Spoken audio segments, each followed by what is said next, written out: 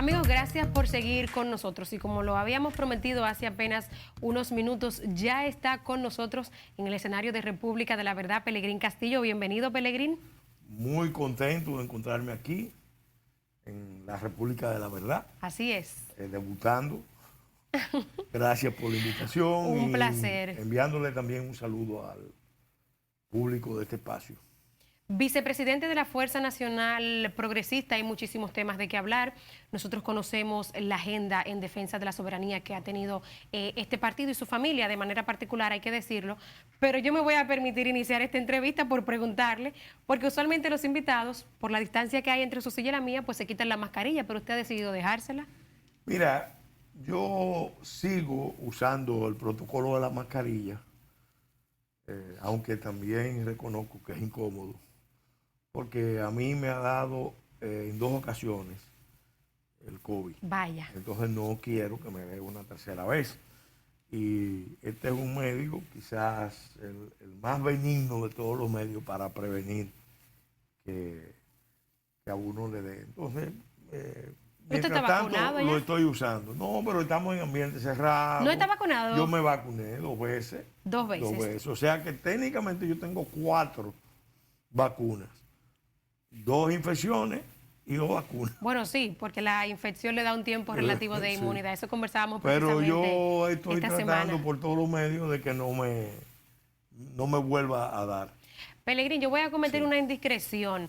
En el bloque pasado, mientras yo pues comentaba el tema de la aprobación en Colombia de la despenalización del aborto hasta los 6 meses y mostrábamos el mapa aquí en pantalla de los países que lo tienen despenalizado en razón de algunas regulaciones, usted estaba contento, donde está todavía penalizado.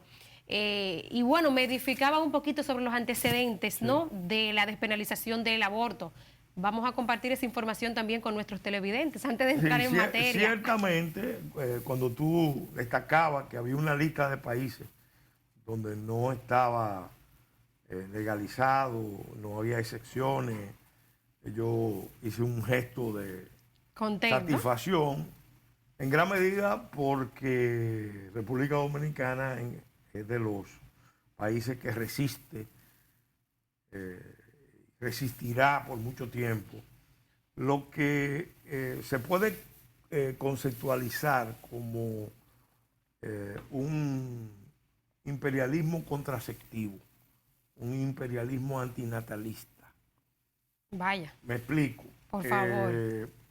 En la década de los 60 a los 70 se generó en el mundo, y lo explica muy bien el historiador Neil Ferguson, la visión apocalíptica de que el mundo iba a producir una implosión, un desastre, por la llamada bomba demográfica.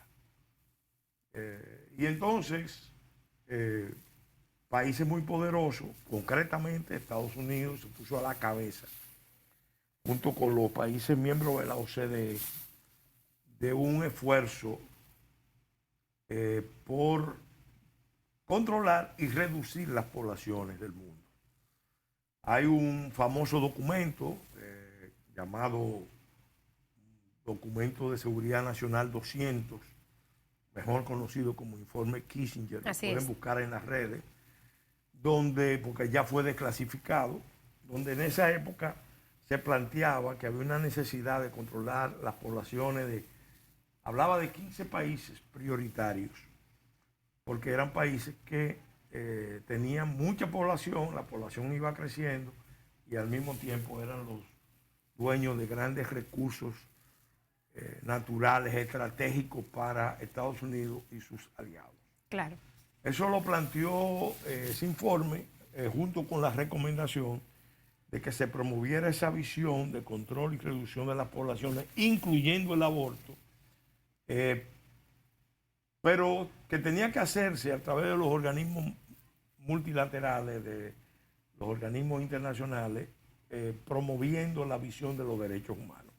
En otras palabras, que no se podía ver que había un interés de las grandes potencias. De las naciones, ¿no? Sino que la gente tenía que sentir que eso era una especie de beneficio, de derecho. Y bueno, se generó toda una ideología alrededor de los derechos humanos pero en el fondo y en el trasfondo con el objetivo último de reducir y controlar las poblaciones del mundo. Eso es siniestro, eso es terrible, y por lo menos en el plano legislativo, porque en el plano de la realidad no sucede. No, claro. Pero por lo menos en el plano legislativo, sí, República Dominicana ha resistido. En el plano constitucional estamos blindados, y en el plano legislativo, yo fui legislador 20 años, en 6 ocasiones se intentó despenalizar el aborto en diferentes momentos y todas fueron derrotadas. A mí me tocó ser un abanderado de la lucha junto con un grupo de colegas. Ahora, uno sabe que en el caso de República Dominicana tenemos también muchas razones.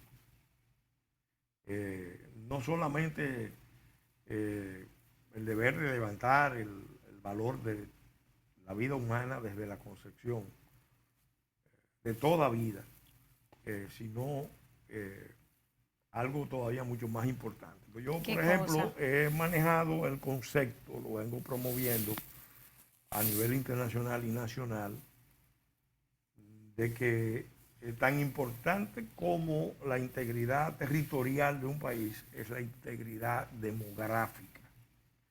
Si una nación descuida su integridad demográfica, corre el riesgo de implosionar, corre el riesgo de caer, corre el riesgo de derrumbarse. Pero esa no es que está en peligro, especialmente en los países del Caribe, ¿verdad? Que conocemos el comportamiento demográfico que tenemos. Pero mira, yo te voy a decir, la tasa de crecimiento de la población dominicana ha ido decreciendo.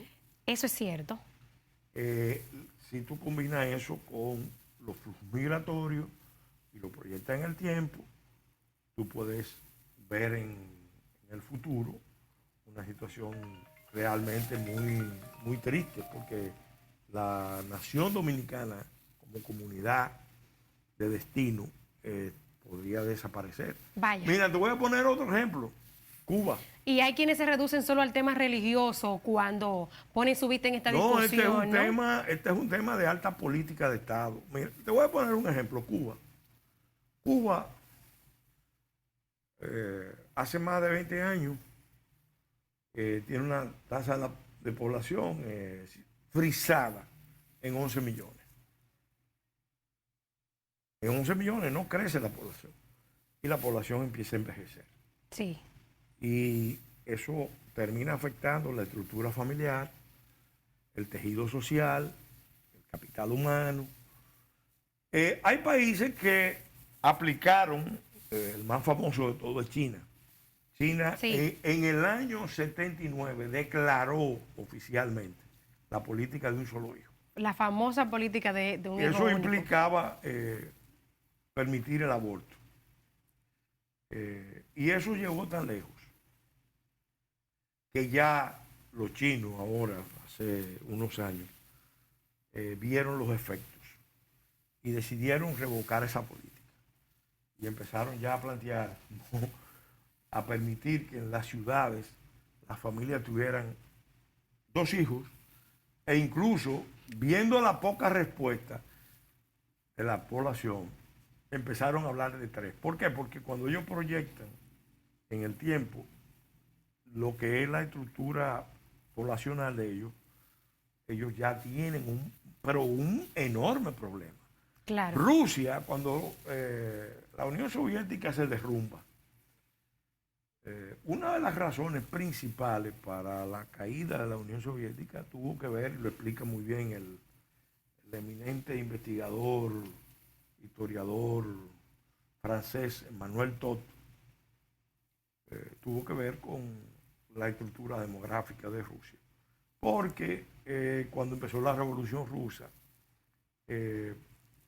la visión comunista, materialista, consideraba que la familia, el matrimonio, eran estructuras sociales burguesas que había que desmontar.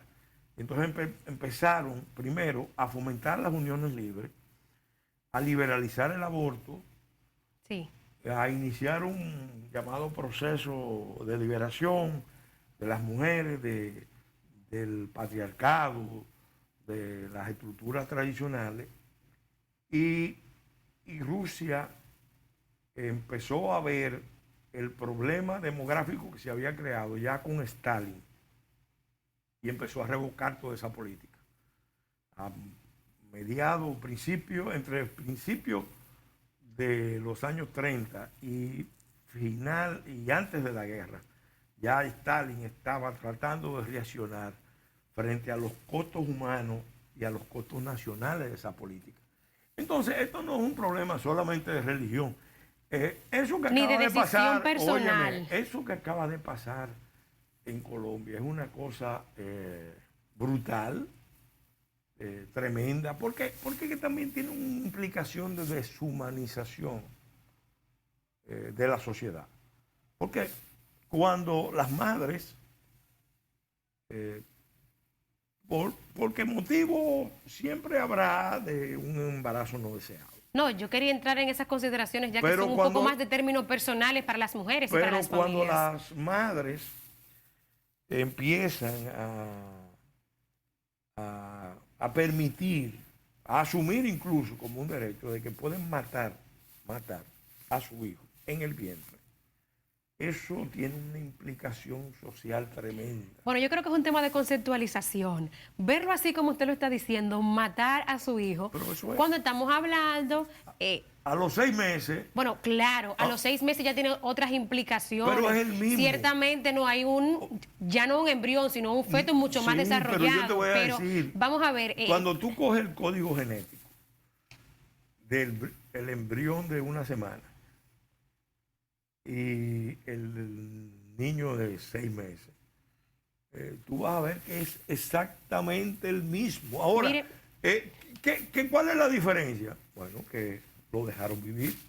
Déjeme decirle algo, a propósito de conceptos, usted decía ahorita que es un tema de alta política, pero vaya, que las mujeres escuchen en su casa, las que han tenido que pasar por estos procesos, que la alta política sea la que decida quizá cosas que impacten tan de manera personal a las mujeres y a las familias. De verdad que es un poquito... No, pero arriba. Es un tema también de derechos, ya eso es otra criatura. Óyeme, eso es otra criatura. O sea, un niño de 6 meses ya, que es el mismo que está en el vientre desde el primer día, el mismo en términos genéticos es el mismo. Sí, pero también hay que considerar el desarrollo y el tiempo, bueno, y el avance, ¿no? Pero es que, de ese producto. Pero yo te voy a decir, ¿quién puede decidir? Óyeme, ¿quién puede decidir quién vive? Yo me opongo a la pena de muerte. Yo me opongo a la pena de muerte. Yo no Los creo, pro vida quieren decidir quién vive. Yo no quiero, oye. Incluso por encima de que la madre pueda o no salvar su vida. No, porque fíjate, ahí ya me alegro que haya tocado el tema. Mira, si hay algo que está claro, que siempre ha estado claro, que nadie ha discutido, que a mí me lo enseñó mi papá cuando me dio clase de Derecho Penal en la Universidad Nacional Pedro Enrique Ureña, es lo que se llama estado de necesidad, lo que se llama legítima defensa.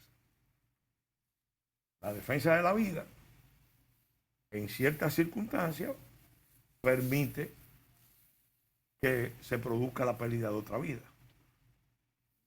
Por ejemplo, yo puedo matar al agresor injusto, incluso de una tercera persona, y estoy legitimado a hacerlo. Si mañana alguien ataca a una persona en la calle para matarla, y yo, por ejemplo, veo esa escena, legalmente yo estoy autorizado, la gente no lo sabe, a intervenir en defensa de esa persona, aunque yo no la conozca. Vaya. Y eso se llama legítima defensa.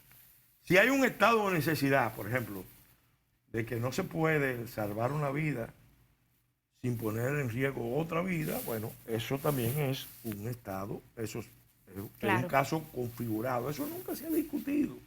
Ahora, hay gente que con ánimo de confundir dicen que no se permite la intervención. Mira, hay unos protocolos médicos en el Ministerio de Salud Pública hace muchos años que se llaman protocolos de emergencias obstétricas. Si se aplica el protocolo de emergencia obstétrica, lo reducimos a eso. Porque ya, o sea, siguiendo el protocolo de emergencia obstétrica y se pierde la vida de la criatura, bueno, no fue un fin querido, fue resultado de una serie de circunstancias, se interrumpió el embarazo, murió la criatura, pero no fue con la intención de matar a la criatura, sino de salvar, de superar una crisis. Claro. Una crisis de salud. Ya una criatura a los 6 meses tiene altas probabilidades de vivir. Todavía incluso claro. hay pruebas incluso de que a los 5 meses, 4 meses y medio, hay criaturas que han sobrevivido. Totalmente. Entonces, ¿cómo usted va a permitir, y como dice el presidente Duque, que 5 jueces del Tribunal Constitucional, 5 jueces, tomen una decisión de esa naturaleza? Bueno. Óyeme, yo siempre recuerdo, en estos días he recordado, desde anoche, y se lo comentaba a mi esposa, lo que me dijo un senador de Colombia a principios de los 90, en una cumbre, una reunión de los movimientos pro vida, y cenando, me decía, hablando de las implicaciones de esto, me decía, ¿usted ve la violencia que hay en Colombia? Que era una cosa terrible y es todavía. Eso tiene que ver mucho con una actitud de desprecio a la vida. Una sociedad empieza a ponerse en la pendiente de desconocer la vida. Motivos siempre aparecerán. Lo irónico de todo esto es que si yo mañana digo, yo voy a lanzar un movimiento, eso es lo más irónico, un movimiento para establecer la pena de muerte contra tales y cuales criminales. La mayoría de los movimientos que hoy están abogando por la despenalización del aborto son los primeros que se van a poner al frente a decir que no. Yo lo viví en la reforma constitucional. Vamos a dejar esa discusión, Pelegrín, hasta el aborto y sobre todo, señores, imagínense ustedes, si esto es en este pequeño espacio de tiempo en este programa, imagínense lo que es en el Congreso.